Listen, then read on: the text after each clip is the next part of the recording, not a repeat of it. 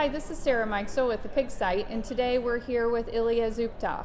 He is a Genetics and Technical Services Manager for PIC in Russia. So thanks for being with us today. Yeah, thanks for having me. Very good. So we were just down at the first education session of the day, and you were part of a panel, and it was amazing group of people. But can you tell us a little bit about your message to the group? Yeah, well, in fact, my message was very straightforward.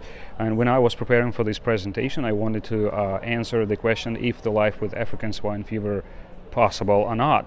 And I just showed several numbers and how Russian pork production grew with African swine fever virus. And from 2007 to 2019, the pork production in Russia grew constantly. Right. So the answer to the question if the life with African swine fever is possible or not is absolutely yes. Yeah. But you also have to change. And I introduced several changes that we did in the industry, both from the pork production standpoint and from the government support standpoint. Very good. And you were saying that Russia really had to make a decision, right? That biosecurity really had to become a priority. Can you talk a little bit about some of those biosecurity measures that take place there that have made a difference? It sounds Yeah, like. well, first of all, I would say there are two major components to the biosecurity changes. Number one is you have to do absolutely possible to protect your farm. So we had to change some biosecurity policies and procedures, Right. And also we had to train the people and increase the awareness of the Right. people. And number two is what really helped us, and we did it in 2016, was the compartmentalization and regionalization. Okay. So basically what that means is, we have the map of Russia, Right. with all the infected areas Right. and clean areas and gray areas, and the transport movement is strictly controlled, right? And also the people are controlled. So that's about it, yeah, in general. Very good. And actually on farm, what are some of the practices or best management practices, I guess, that Russian farms now employ? From the biosecurity standpoint, well, that's what you talked about mostly, and it was very well done. Mainly, we understand that people or people factor is the major Right. risk, right, Yeah. of bringing the virus. One of the major risks. So the biggest changes that the big changes that we made was how people enter the farm.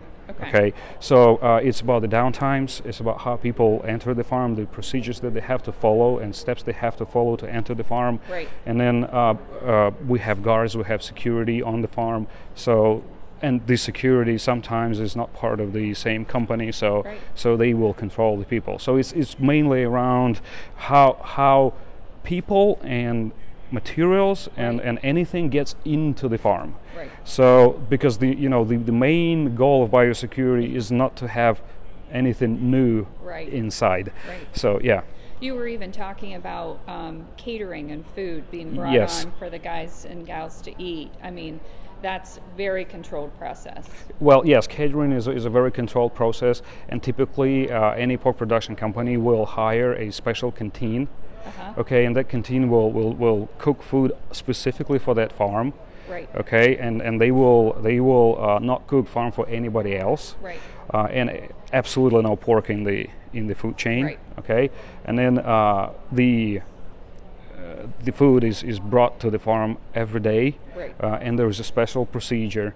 How to do that. Right. And the farms, and again from the health status of the farm, we track the food. The food going in and out, right? And disposable, yeah, I guess. basically yes. Yeah. And then the people, they get together in the canteen, they eat together, and that's Yeah. it. So Very so good. people don't bring anything to the farm Right. with them, like nothing, zero. Right, and you were even saying that to get the workers there, there's also special transportation. That's correct. Yes, the companies will provide with the transportation, so they will have buses that Right. will go around the villages and pick the people up from the designated areas, and then bring people to the farm. Again, this is from also biosecurity standpoint. It's very important Right. because when you have different vehicles coming Right, to coming in and out, yeah, right? there's a risk. There's a big Yeah. risk. Very good. And tell me a little bit. I mean, you were part of a group, and you guys were talking a lot about even Asia and Southeast Asia.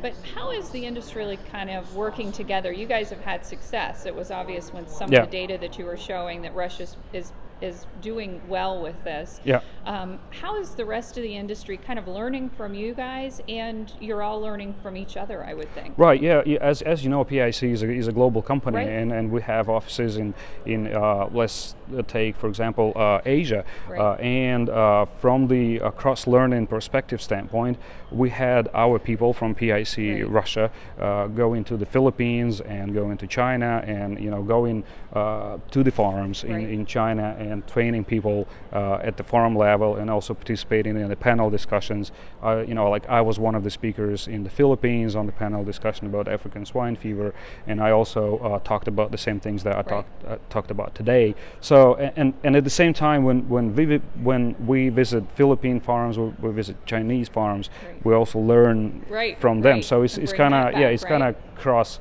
learning. And I guess in the modern pork world, there are no boundaries. Yeah. There are no borders. I mean, African swine fever is a terrible thing, right, for Right. the whole world, Yeah, industry, the world, you bet. population, if you like, and we have to stick together, and we have to cope with it together. So. Yeah, that's what I've seen. I mean, not just in this conference, but you hear a lot is that the industry's really coming together globally Yes. to try and tackle this. Yeah, I mean, like you have people traveling around the world, and sometimes people are not educated. Right. They don't know that they cannot bring Right. any products, and it's up to us to educate them, to talk to them, and to be open and Right. say it's important. So Very good. Well, thank you so much Yeah. for all the information today. thanks for having me. Thanks. This is Sarah Mikesel with the Pig Site.